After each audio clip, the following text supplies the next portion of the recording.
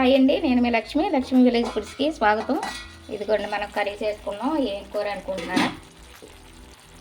వంకాయ, చిక్కుడుకాయ, మామిడికాయ అండి. సూపర్గా ఉంటుంది, చాలా బాగుందండి కర్రీ అయితే మాత్రం. రోటీ చపాతీలోకి కూడా బాగుంటుంది అన్నమాట. వేడివేడి అన్నంలోకి చాలా బాగుంటుంది. ఇలాగా ముక్కలతోటి చక్కగా ఎడకోకుండా వంకాయ, చిక్కుడుకాయ ఇలాగా గ్రేవీతోటి ఎంత బాగా వచ్చేలాగా ఎలా చేసుకోవాలో, ఏమేమి వేసానో, దీనికి కావాల్సిన పదార్థాలన్నీ ఏమేమి వేసానో అవన్నీ కూడా మీకు క్లారిటీగా చూపించేస్తాను. వీడియోలోకి వెళ్ళిపోదామా? వచ్చేసేయండి. మీరు కూడా చేసి ఎలా వచ్చిందో నాకు కామెంట్ రూపంలో తెలియజేద్దరు కానీ, సరేనా? ఇంకెందుకు లేటు, వెళ్ళిపోదాం. వచ్చేసేయండి.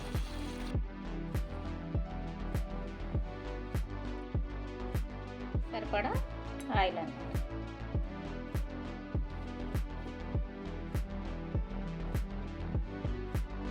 కొద్దిగా ఆవాలు, కొద్దిగా జీలకర్ర, అలాగే ఒక పెద్ద ఉల్లిపాయ చిన్న చిన్న ముక్కలు వేసి వేసుకోండి.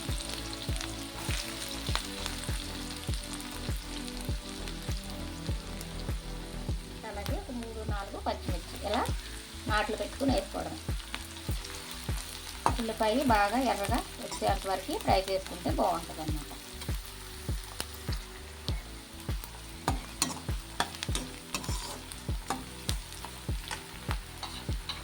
అలాగే ఒక టమాటా చిన్నదన్నమాట, చిన్న ముక్కలు కోసుకొని వేసుకోవాలి.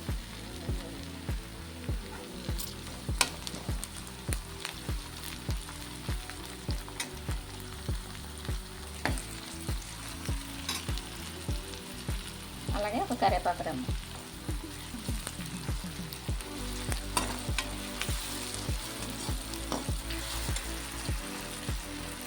అలాగే కొద్దిగా పసుపు,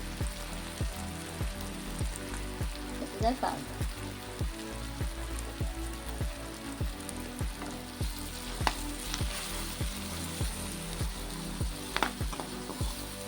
ఇంకా ఫ్రై అయిపోయింది కదా.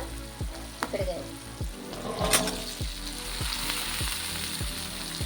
పిచ్చలు అవి ఉంటాయండి, చూసుకోవాలి, చూసుకుని కడుక్కోవాలండి.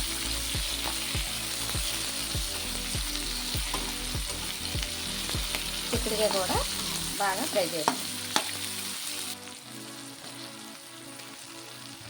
అలాగే పసుపు, ఉప్పు వేసుకుని వంకాయలు ఇలా నీళ్ళలో వేసుకుని ఉంచుకుంటే ఇలా తెల్లగా ఉంటాయి అన్నమాట. ఎప్పుడైనా సరే ఇది ఒక చిటక అండి. ఎవరికైనా తెలిసి ఉంటే పర్వాలేదు, తెలవకపోతే అలా చేసుకోండి. సరే, ఎంత తెల్లగా ఉన్నది అదేనమాట.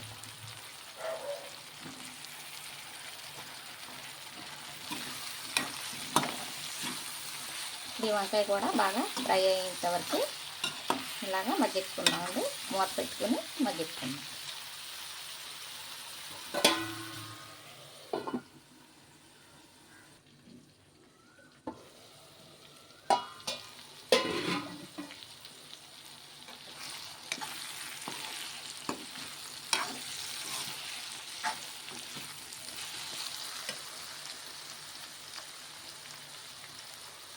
ఇంట్లో కారం ఎక్కువ వద్దండి, పచ్చిమిర్చి చేసుకున్నాం కదా. 1 స్పూన్నర ఉంటుంది అన్నమాట కారం, సరిపోతుంది.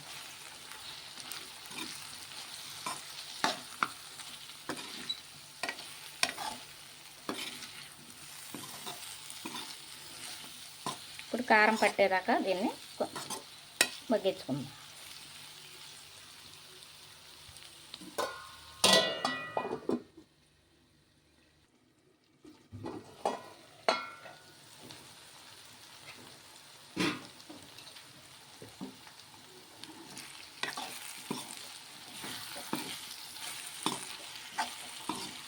చిక్కుడుకాయలు, వంకాయ ముక్కలు బాగా మగ్గిపోయినాయి కదా.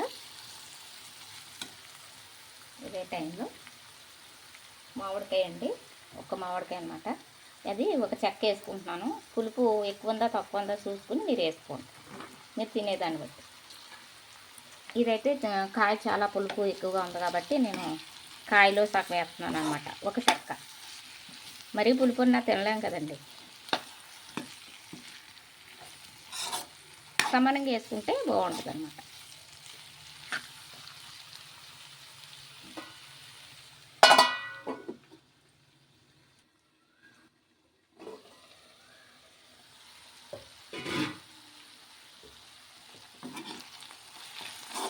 మగ్గిపోయిందండి, బాగా మగ్గిపోయింది. దీంట్లో ఇప్పుడు మనం వాటర్ వేసుకుందాం. ఒక గ్లాస్ అయితే సరిపోతుందండి వాటర్. మగ్గిపోయినాయి కదా, మగ్గిపోయినాయి కాబట్టి టమాటా చిక్కుడుకాయ కూడా మగ్గిపోయింది. ఈ గ్లాస్తో గ్లాస్ వేసుకోండి. పావు గ్లాస్ ఉంటుంది.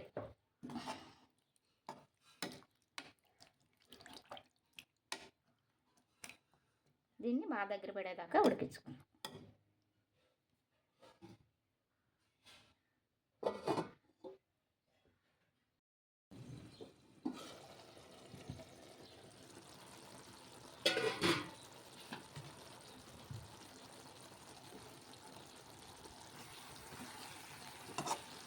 అంతే, దగ్గర పడిపోయింది. ఈగురు మామిడికాయ, వంకాయ, చిక్కుడుకాయ కర్రీ రెడీ అయిపోయింది. అంతే, ఇలా ఉన్నప్పుడు మనం తీసుకోవాలన్నమాట. చూసారా, చిక్కుడుకాయ కూడా వెళ్ళలేదు, వంకాయ ముక్క కూడా ముక్కలాగానే ఉంది. ఇలా ఉంటేనే బాగుంటుంది. మరి జ్యూసీగా కాకుండా ఎగిరి కదండి, ఇలా ఉంటేనే బాగుంటుంది. నచ్చిందా మీకు ఈ కర్రీ? చూద్దామా ఉప్పు అది సరిపోయింది లేదో, కారం ఉప్పు కూడా. ఒక చిక్కుడుకాయ తీసుకుందాం.